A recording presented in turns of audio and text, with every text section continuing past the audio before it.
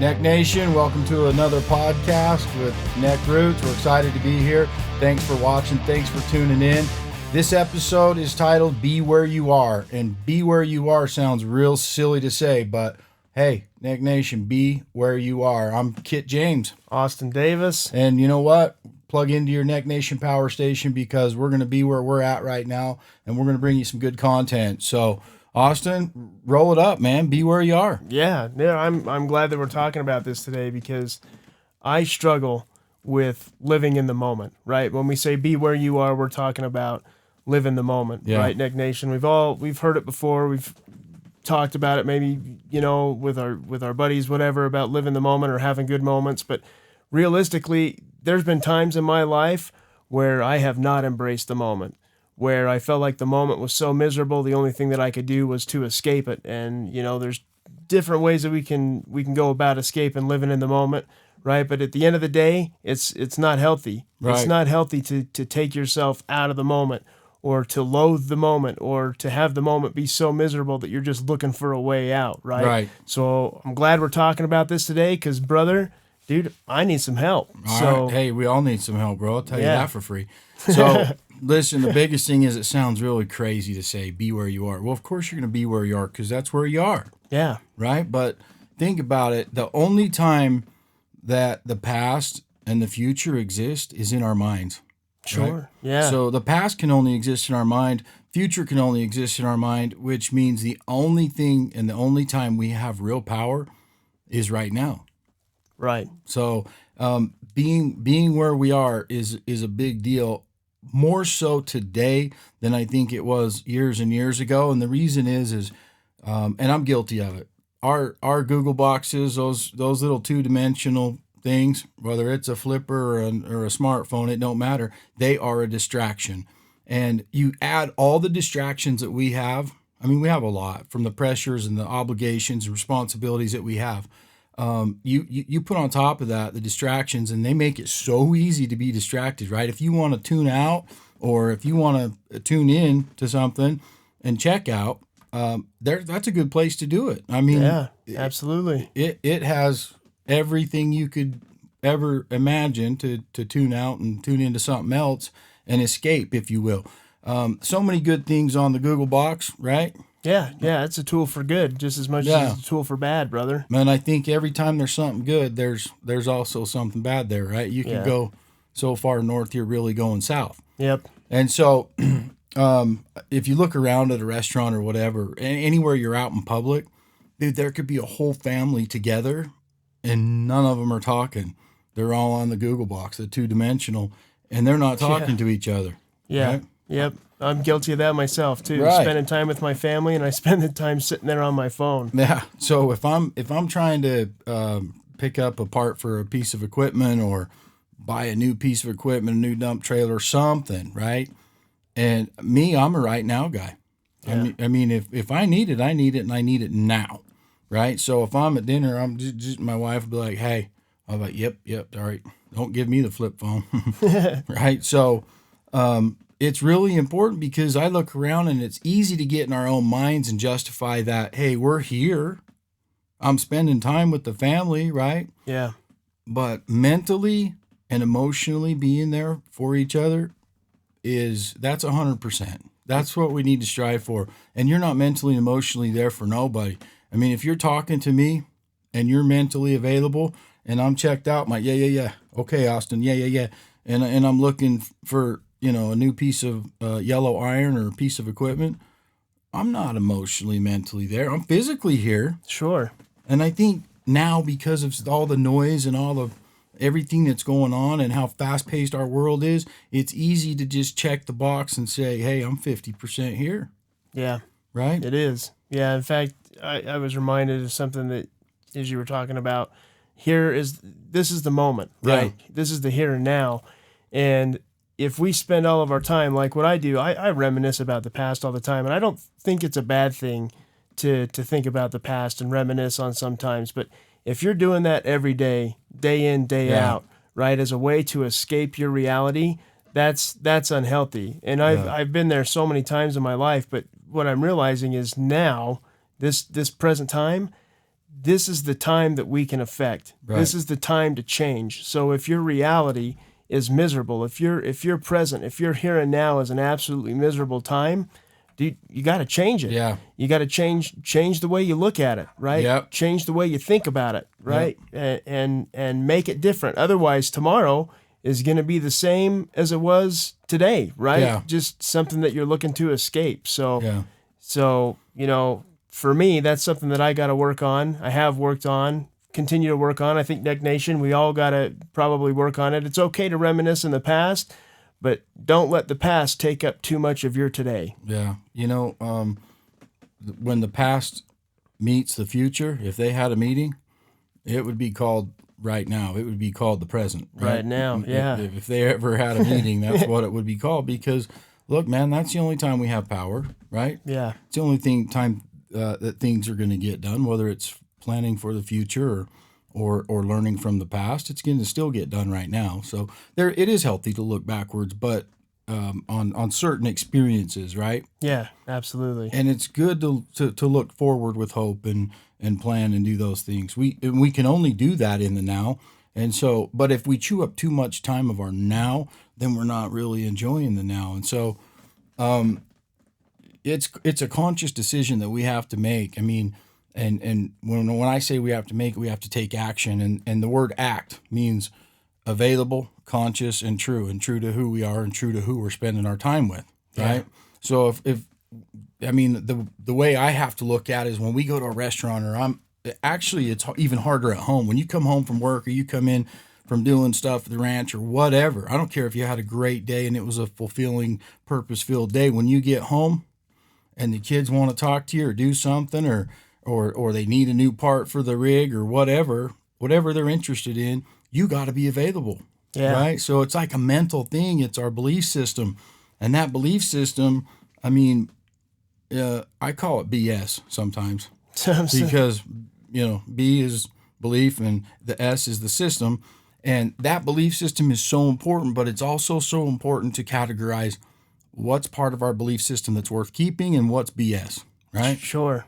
Yeah, absolutely. So some of the BS, like being conscious, being aware, and being available for ourselves and true to those that we love and around us, that we're emotionally and mentally there, it's so important. I mean, I don't care how conscious you are, you got to update that belief system just like that Google box. You got to update it and always pay attention because it sneaks up on you. That little thing, it makes sounds and stuff, whatever, right? Yeah. It's got notifications. What makes you look down?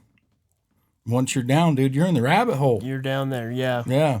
So anyway, it's super important, and we do got to pay attention to it and call BS on some of our belief system. Yeah, absolutely. And sometimes I think it's easier to be in the moment than it is in other times, right? Like I'm thinking, here I am thinking about the past right now, right? But I can think of times where I was hunting with buddies or fishing or even out hunting by myself.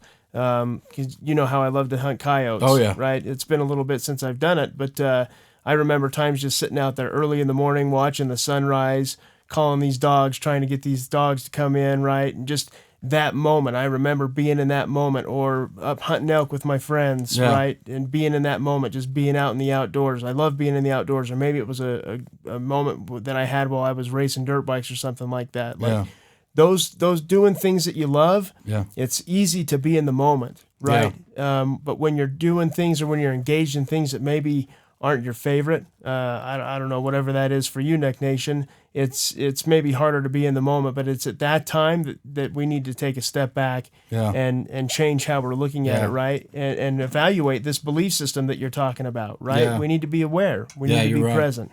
You know, that you brought up a good point, and that is one of my friends was having a hard time, challenging time in his life, and I said, hey, let's go water skiing, and he didn't know how to water ski, right? I mean, it's kind of a dying sport, you know. Sure. Okay. It's more than 8 miles an hour, so I mean, and it's hard, so it's like, nah. Yeah. People don't want to learn to drive a stick shift, and they don't want to learn to water ski, bro. Yeah, right? Because it's hard. But that's true. Anyway, so I said, look, man, I'm going to teach you how to do this. Well, when he got there, he was on the dock, parked my truck for me, right? Picked him up. Me and my son picked him up, and I said, hey, we're going to teach you deep start the old Andy Maple today. Right? And he's like, not feeling it. And I'm like, don't matter. It's happening. It's happening. And the reason is he was hanging his head, and I mean, there was a cloud following him around. I could tell him that he was in a real depressed state. And so once he got in there, and I mean, dude, we were tightrope, turn around. You know, he was struggling to get up, and I'm like, dude, clear your head, man.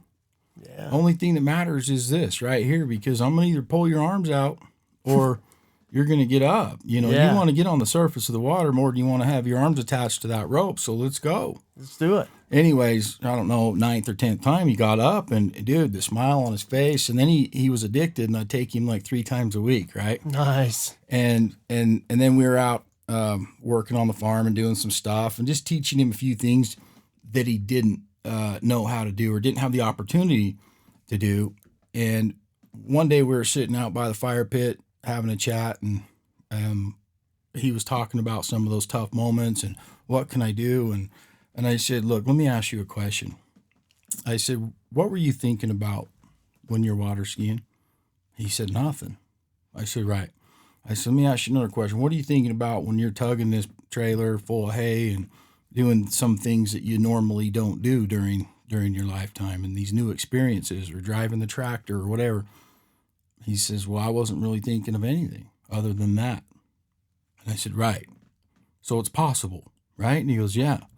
And I said, so if you can do it during those times without even thinking about it, think about if we thought about it and you were conscious about it. You can escape that moment too and learn to enjoy that moment. He's like, you're right. And so it kind of, for me, it takes it from a mental state to a physical state, because to get out of your mental mind, sometimes you got to do something physical. Sure. Right? Yeah. So, absolutely. So that was just something that I remembered, that it's, man, if our activity is smart, if our activity that we're doing physically at the moment is better or is more exciting or whatever to our minds, then just cashing out and going down the rabbit hole and swiping up and down, it's better, right? Yeah. So I mean, it's hard to do it when you're in the comfort of your own home. I think that's the biggest challenge, right? Sure. So a little bit easier to not do it in public because everybody's doing the look-see-loo, but we can do it. Think of the things that you guys do, Neck Nation, for fun. Tell me what you're thinking about when you're on the back of the horse or back of the bike or whatever it is. I don't care if it's bird watching. Yeah. Right? I don't care if it's bingo. Yeah. When you're doing those things that you enjoy, what are you thinking about?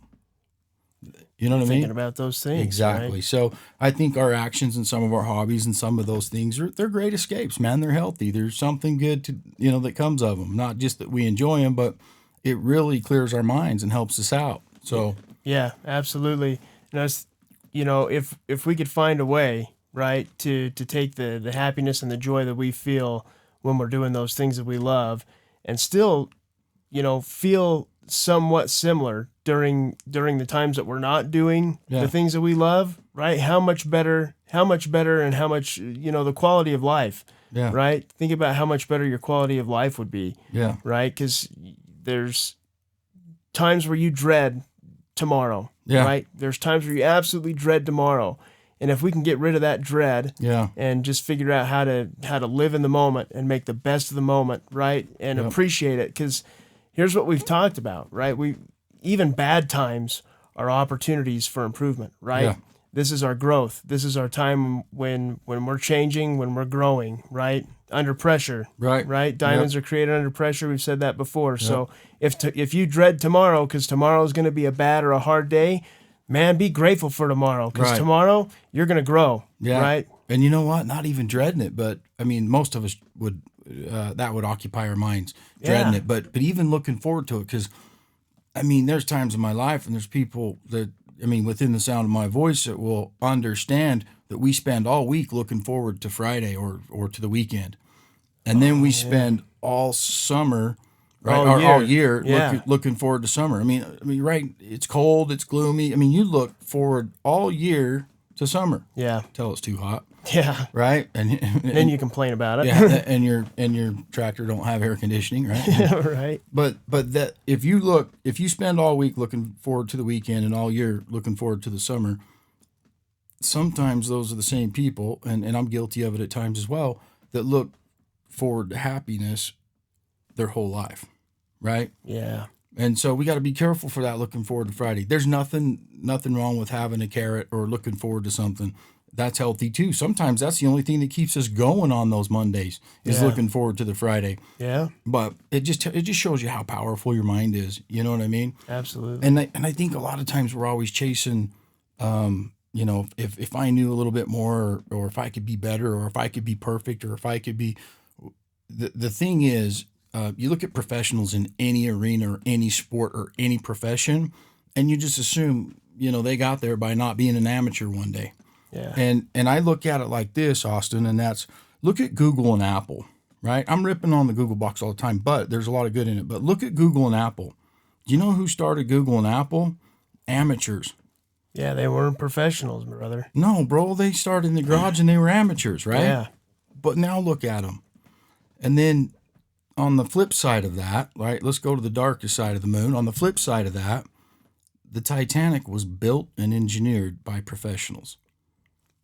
Right. So think about it. Yeah. Amateurs built Google and Apple.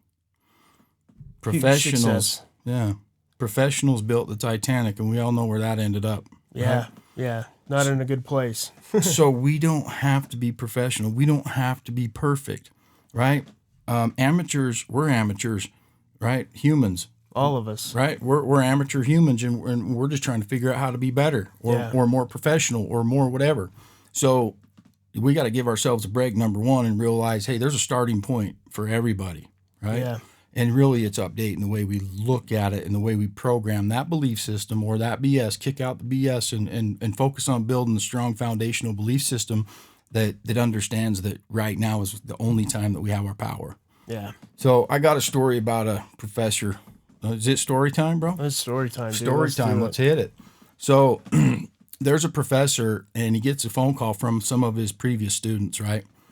And they're having a tough time. And he's like, all right, come over to the house. And they're good friends, and they really respected and looked up to this professor. He was kind of their mentor, right? Had a good relationship, good communication skills, and they just stayed in touch with him. So he says, come over to the house, and we'll sit and chat about what's going on, because these guys were just like, man, we're stressed. We're having a hard time, and I don't know if we're doing it right or what's the deal. And he says, come on. So there's 4 of them, and they all show up to the professor's house, and they're on the patio, and they're telling him, man, so stressful, life's stressful, and you seem to have it all together, and you're calm and cool. And he's like, yeah. And so that's what they're talking about the whole time, right? Complaining about their jobs and the obligations and responsibility and their careers and the stresses and the deadlines and the stresses in life. And he's like, okay. And he put a pot of coffee on for him, and so the coffee was done. And so he runs into the kitchen and just for an experiment, he grabs several different styles of cups, right? So he goes and gets a coffee, and he brings this tray out that has these different cups on it. And he was just doing an experiment for his own gee whiz file. But it's interesting because he sets the coffee down and the creamers and stuff and the condiments, and then he puts the tray down that has all these cups on it. Well, there's only 5 of them, right? But he had like 10 or 11 cups. And he had, some cheaper ceramic cups, some really nice crystal cups, some really nice coffee mugs. And then he had some paper and styrofoam, throwaway cups.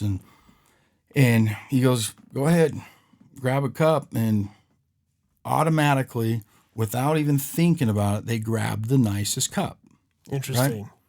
And so all of them grab the nicest cup and pour their coffee in it, and they're drinking, and they keep telling the professor about, how terrible life is and their careers and everything else. And the professor said, well, guys, let's just do this. Let's pretend that coffee that's in your cup is life. Yeah.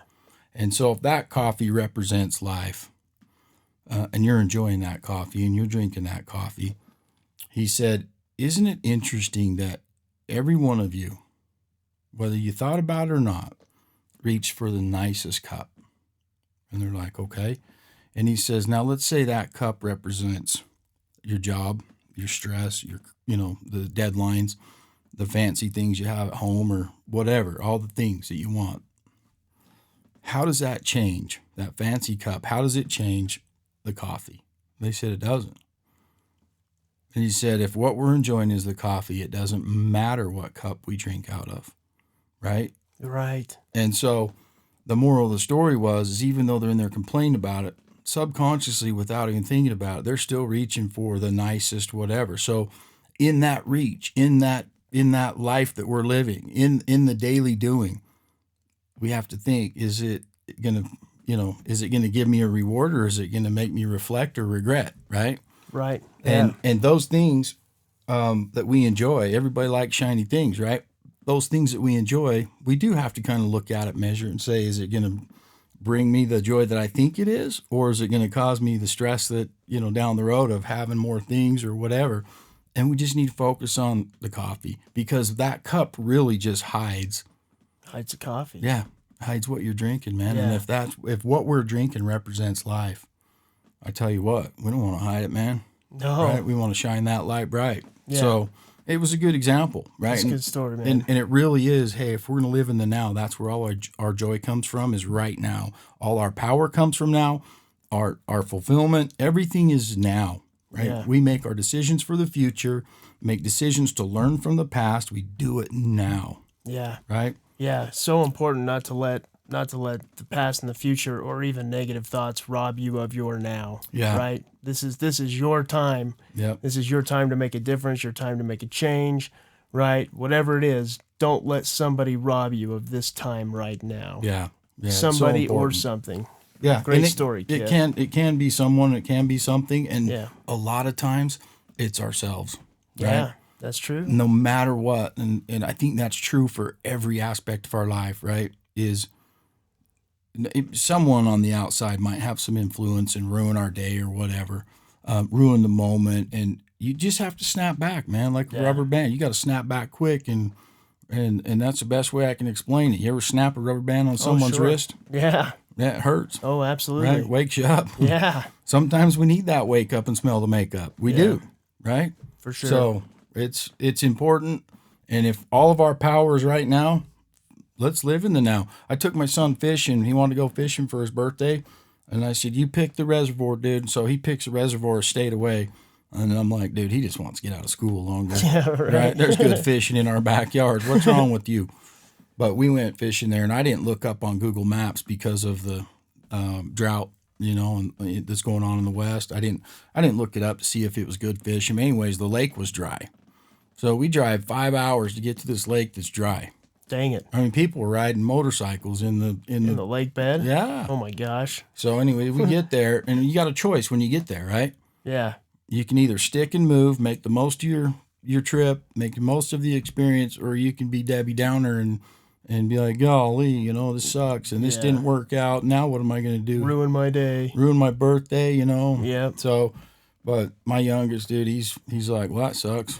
And then we end up. Sounds like him. Yeah, he's like, well, that sucks. Next. Next. Right. Right. Maybe it was that he was out of school longer. I don't know. Yeah. But no, you just got to roll with the punches, and it's easy to say, but it's harder to do. But man, when you get in that habit of doing it, we had a lot of fun that trip. It didn't work out the way we expected it, but nothing does. No. Right? The power to stick and move and make the most out of whatever it is, even a fishing trip, is important. Yeah. So, I got another story about the here and now that I think drives it home. Let's do it. So there's this guy. He's a business executive, right? He's a white collar guy, always ripping and running and busy, right? And always in a hurry, and time is money, right? So he jumps in his car, and he had to go all the way across town to get to this meeting that he's running a little bit late for. And so he's motoring, and getting mad at the stoplights and getting mad at someone driving in the slow lane. And so he takes a shortcut and wants to shoot through some of this residential neighborhood. And so as he's making his way through there, kind of in a hurry, he sees a kid running in and out of the cars, the parked cars on the side of the road. And he sees this kid, and he's like, man, I better slow down before I get up there by him, because they don't look like he's much paying attention. So at least he was aware enough and not in too much of a hurry that he saw this kid darting in and out of parked cars. And so he slows down a little bit, and as he gets up trying to see where that kid was at, something hit the side of his car and hit it hard, right? And so he looks, and there's a kid over there, and so he puts the car in park and backs up, kind of pulls off the side of the road and jumps out and looks at his car, and this kid had thrown a brick at his car. Dang. Yeah, full on, just nailed it. Well, his car was a brand new Jaguar, right? That he was he was pretty proud of the cat. Oh yeah, right? for sure. So he jumps out and he's furious. He's ticked, right? So he runs over to the kid and screams at him, yelling at him, "Why did you do this? Why did you throw a brick at my car? What is your problem? You know, what's going on?" Yeah. And so he's yelling at this kid, and this little kid looks up. He says, you know, almost in tears, and he says, "I'm sorry, mister. I didn't want to throw a brick at your car, but I've been trying to get help, you know, and nobody will help me." He goes, "What do you need help with?" And he's still mad, right? Yeah. He wants to throw the brick back at the kid. No kidding. And he says, "Well, my brother, he's over there in between those parked cars, and he's falling down and he's hurt. And I'm worried about him, and I've been screaming for help, and no one will help, and people just keep passing by, and that's the only thing I knew to, you know, that would get someone's attention. So I just acted, and I'm sorry, sir." And he's really apologetic and was calling him mister and sir and Yeah. really polite. And he goes, "Well, what's wrong with your brother?" He goes, "He's fallen off the curb, and he's too heavy for me to lift up. I can't lift him up. I've tried and tried and tried because no one will stop and help me." And he says, "Well, what's wrong with your brother?" And he goes, "Well, he's in a wheelchair." And then they see the wheelchair kind of up, you know, off to the side. And so he'd fallen out of his wheelchair, fallen in between two cars, and the little brother's worried. Yeah. And so then the guy felt bad. Yeah, right? sure. Like, I mean, yeah, in that moment, you'd have to. yeah. And so they walk over to help him, and the guy helps him and cleans up his bruises and his cuts, and you know, and says, "Are you okay?" And he says, "Yeah." And the little kid says, "Thank you so much for stopping, mister. I'm sorry I threw a brick at your car, but I promised my parents I'd be my brother's keeper, and I'd keep him safe." And so the guy gets in, the business executive gets in his Jaguar, doesn't even look at the dent or the damage, you know. Yeah. Gets in, and he kind of watches the kid push his brother and take care of his brother as they go down the sidewalk. And then as they disappeared, he took off. And he had to kind of get rid of that lump in his throat because he felt bad, you know, and this kid would do that for his brother to make sure someone stopped. I mean, because that's going to a pretty big extreme, you know.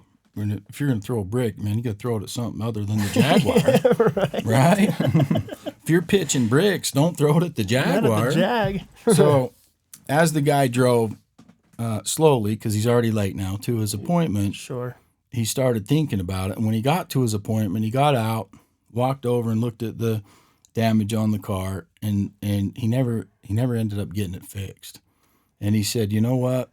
And this is a guy that polishes his cars all the time, right? Sure. He goes, "I don't want to get it fixed. And the reason I don't want to get it fixed is I want to remember that sometimes it's not important, you know, and it's better to be aware. It's better to be available, and it's better to be in the now." And that's a good reminder for me. Every time I come out and see that ding in my car, I'll remember. Sure. Right? Yeah. And sometimes we need something to help us remember. So sometimes the moral of the story is, Austin, is sometimes the world's screaming at us and screaming at our soul, "Slow down. Don't worry about yesterday. And hey, let's build the future. Let's do it by doing it now." Right? Yeah. And sometimes it's screaming, sometimes it's whispering. But the sad thing is sometimes we need a brick thrown at us to wake us up, to pay attention to the now, right? Yeah. And thank goodness for those opportunities, but also, you know, let's just be aware. Yeah. Because if we're not paying attention, the universe will throw a brick at us to get our attention. If we're, and I'm guilty of it, man. I'm head down going too fast everywhere I go. Not physically going too fast, but just mentally. Yeah. I mean, I'm the guy that can't turn my brain off to sleep. I wonder why God created sleep, right? So, it's important for me, right, to learn how to shut down. And when I'm with my kids and my family, dude, I'm good at shutting down. But even when you're alone, it's important to live in the now. Yeah. Right? Absolutely. And so, if I can say anything right now, it's let's just be conscious about living in the now. It's so important. Yeah, absolutely, Neck Nation. Let's take advantage of this time, right? This time that we have right now. Don't let the past or the future rob you of the time that you've got to spend right now making change, making decisions, right? Executing on those decisions. This is an important time, being in the now, being in the moment. So if you like the content, if you like the discussion today and like what you heard, be sure to subscribe to the podcast and like the video, because the more you like this, the more people get to see it. I don't know how the algorithms work exactly. I just know that liking the video gives us more of a chance to reach these people and bring hope and inspiration to people's lives. Also, we've got some pretty cool gear on NECKROOTS.com, so go and check that out if you got some time. But for now, bless up, Neck Nation. Bless up. Thanks for your time.